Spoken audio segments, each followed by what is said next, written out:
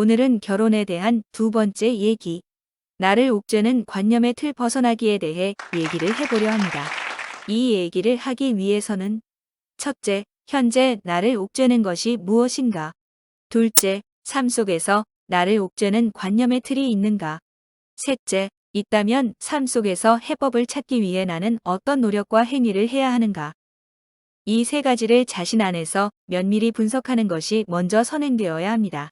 그렇다면 관념의 틀이 무엇인지 먼저 이해를 해야 그것을 해결하기 위한 자신의 해법을 찾을 수 있겠지요. 관념의 틀이란 고정관념으로 고착화된 틀이라고 할 수 있습니다. 이것으로부터 자유로워지기 위해서는 1차적으로 남의 눈치를 보는 것을 지양해야 합니다. 사회생활을 하기 위해서는 적당한 규제와 적당한 규율이 사회 질서와 번영, 그리고 안녕을 위해 필요한 부분이긴 하지만 지나친 눈치 보기식 삶은 개인의 삶과 사회로부터 자신의 삶을 옥죄고 나아가 냉철하게 자신의 행복을 뺏는 주범이 되기도 합니다.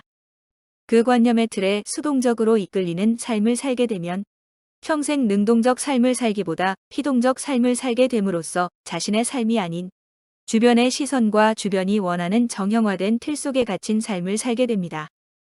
정형화된 틀은 인생에서 긍정의 요소로 작용할 때도 있겠지만 대립 구도에서는 대부분 관계성에서 도출된 부정적 요소를 놓고 갈등 구조가 형성되기 때문에 이 부분을 집중적으로 얘기를 해보려 합니다. 인생에서 누구나 자신이 절대적 가치와 신념으로 여기고 있는 것들이 있습니다. 그것은 사람마다 다 다르게 작용을 하겠지요.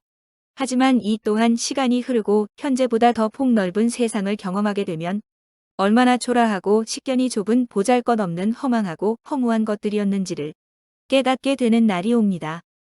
그런 날을 맞이한다는 것은 자신이 그만큼 현재보다 더 내적으로 한 단계 성숙하고 성장했다는 결과를 반증하는 것이겠지요. 그만큼 자신이 경험하고 깨달아 알게 되는 인지적 요소들의 개념과 세계관이 변했다는 말이 될 겁니다. 관중지천으로 세상을 바라보고 있었던 삶에서 대롱 구멍밖의 세상을 보았으니 세상은 내가 알고 있는 것이 절대 전부가 아님을 실제적으로 보여준 실증이라고 할 수 있습니다. 그러니 시간이 흐르고 나면 그 당시 자기가 알고 있는 관념의 사상이 최고이고 전부임을 강조하며 핏대를 올리고 설전을 했던 것들이 얼마나 어리석고 부질없고 의미 없는 것인가를 깨닫게 됩니다. 나와 다름의 세계관에 대해 관대하고 너그럽게 이해하며 수용할 수 있는 것은 내가 경험하지 못한 저 너머의 세계관이 있다는 것을 긍정으로 받아들이는 것이고 그것이 소통의 지름길이며 진정한 대화의 첩경이 됩니다. 당신의 삶 속에서 혹시나 이토록 편협된 고집과 아집의 틀에 갇혀 그것이 다 인양 목숨처럼 붙들고 있는 절대 신념과 절대 가치관이 있다면 오늘부터 이런 것들로부터 좀 더 자유로워지는 연습을 해보시기 바랍니다. 이것이 자신을 옥죄고 있는 틀로부터 마음의 빗장을 푸는 첫걸음이 되며 속박된 사상과 관념으로부터 탈출을 시도하는 첫걸음이 됩니다. 여러분들이 절대적으로 믿고 신봉하고 가치 있다고 판단되는 것들, 곧 절대적 신념으로 믿고 있는 철학과 사상, 종교, 가치관이나 세계관 등이 관념의 틀 안에 갇히게 되면 그것은 자신을 옥죄는 형틀이 되어 자신을 구속하고 속박하는 삶이 되며 사상과 관념의 세계에서 자유롭게 해방된 삶이 아닌 자신도 모르게 자유로부터 억압과 지배를 받게 되는 구속된 삶을 살아가게 됩니다. 그 구속과 속박된 삶은 모든 삶 안에서 무의식적으로 자신을 지배하게 되죠. 그것이 곧 자기화를 형성하기 때문에 그 속에서 생활하는 자신은 그 실태를 잘 알지 못합니다. 자신을 형성하고 있는 사상과 관념을 객관화시키지 못하고 비생산적이고 비건설적인 논리로 쓸데없는 고집과 아집의 편견 덩어리가 자아를 형성하게 되고 자기화의 체계를 확립하며 고착화되기 시작합니다. 생산적이고 건설적인 사고방식으로 창조적인 삶을 살아간다는 것은 사회 시스템과 인간관계에서 서로 융합하며 포용하는 삶이 됩니다. 그런 삶은 자신의 성장과 발전에 도움이 되는 인생 가치관과 세계관을 제공해 줍니다. 그러나 이렇게 고정관념의 틀 안에 갇혀 사는 사람은 마음의 빗장을 걸어놓고 있으니 내적 성장을 저해하고 발전적 요소를 스스로 차단하고 살고 있다고 봐야 하겠지요. 많은 사람은 복잡한 것보다 간단하고 쉬운 길을 찾고 또 그것을 선호하는 편입니다. 그러나 갈등의 문제를 해결하기 위해서는 반드시 맞닥뜨려야 할 문제이고 회피할 수 없는 부분이기도 합니다. 본인이 직접 감당해야 하고 직접 풀어야 할 과제라면 이 문제를 직면하는 자세와 태도가 달라지겠지요. 과제는 언젠가는 풀어야 할 숙제이니까요. 귀찮다고 포기하거나 안 하면 될 영역이 아니라 풀지 않으면 그것으로 인한 결과물을 본인이 직접 감내하거나 현실적 문제가 항상 자신의 주변에서 혹은 자신 안에서 늘 가까이 맴돌며 도사리고 있다는 것을 알아야 합니다. 하여 그 문제의 결과물을 감당하고 살아야 할 자신감과 용기가 없다면 무조건 회피하는 것보다 풀고 가는 것이 더 현실적 가치가 있겠지요.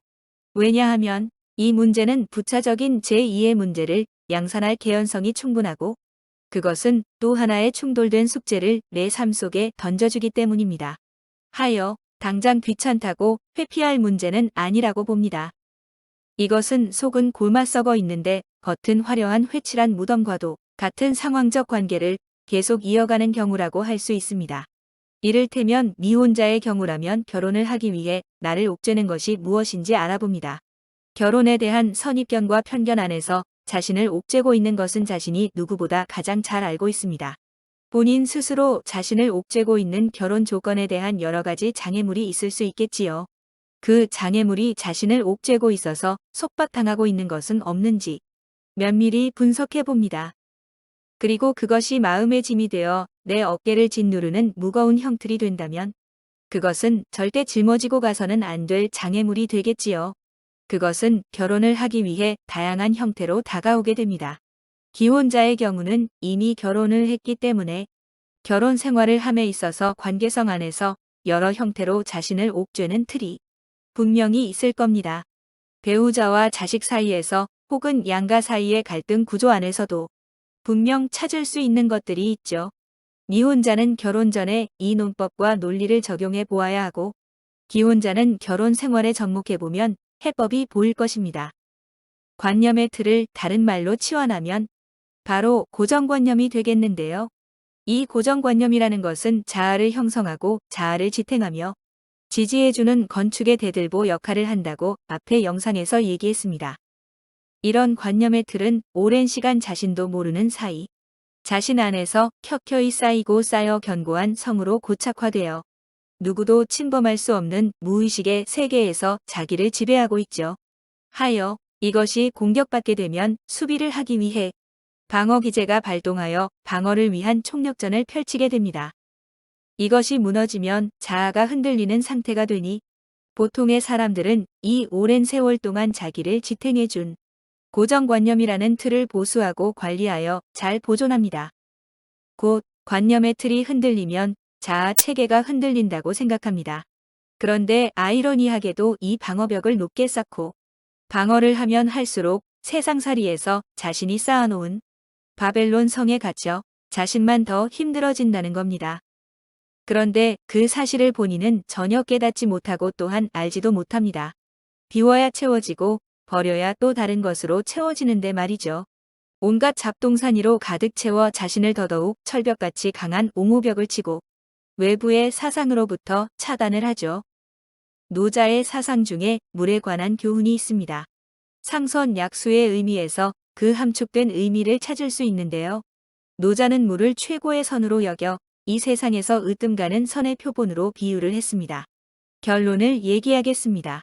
제가 오늘 말하려고 하는 요지가 바로 물의 유연성입니다. 고정관념과 상충되는 단어이기도 합니다.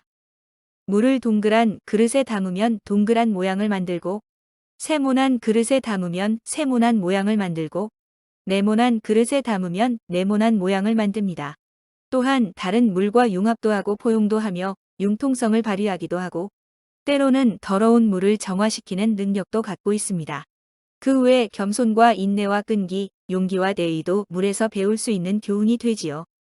여러분, 우리가 누군가와 대화를 할 때 가장 힘든 부분이 뭔 줄 아세요? 바로 상방소통이 안 된 불통의 대화입니다. 대부분 불통의 원인을 찾는다면 소통이 아닌 일방적 대화인데요. 상대가 고정관념의 틀이 너무 강하여 유연함이 부족할 때 원활한 대화가 되지 않고 숨이 막히는 답답함을 경험하게 됩니다. 결혼에 대해서 가장 중요하게 생각할 부분이 바로 이 부분인데요. 형식적인 조건을 따지기 이전에 상대의 성향과 인성에 대해 파악하는 것이 더 중요한 부분을 세월이 지나서 알게 됩니다. 결혼은 한 울타리 안에서 결국 두 자아가 만나 교집합을 이루며 공동체 생활을 하며 살아가야 하는 두 인성과의 만남입니다. 인성과 인성의 충돌이란 그 어느 것보다 정신적 스트레스와 마음의 고통을 주게 됩니다. 세상에서 다른 것은 다 성공했다고 하더라도 결혼에 실패를 하여 마음이 행복하지 못한 사람들이 참 많습니다. 행복하기 위해 결혼을 했지만 결혼으로 불행한 인생을 살고 있다면 이것은 현실의 비극이 될 수 있겠지요. 결혼이란 이처럼 나 혼자 풀어야 할 숙제가 아니라 둘이서 혹은 양가 집안에서 혹은 자녀와 함께 온 가족이 풀어야 할 숙제이기에 그렇습니다. 숙제는 다 함께 풀어야 짐이 덜어지고 가벼워집니다. 협력과 노력, 소통과 함께 상호작용 안에서 풀어야 할 숙제이기에 사고의 유연성은 그 맥락적 가치가 너무나 중요한 요소라고 할 수 있습니다. 하여 인생 가치관을 통해 충분히 대화를 하여 상대의 인성을 파악하는 것이 굉장히 중요하다 할 수 있겠습니다.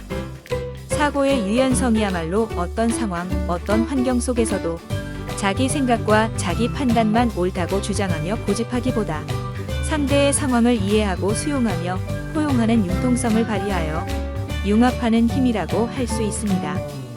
하여 우리는 어떤 경우라도 혹은 어떤 상황에서라도 상황적 윤리를 거스르지 않는 삶의 유연성을 키우고 발전시켜 나가는 삶을 살아간다면 자신을 옥죄는 무언가로부터 혹은 어떠함으로부터 좀 더 자유로워질 수 있다고 생각합니다.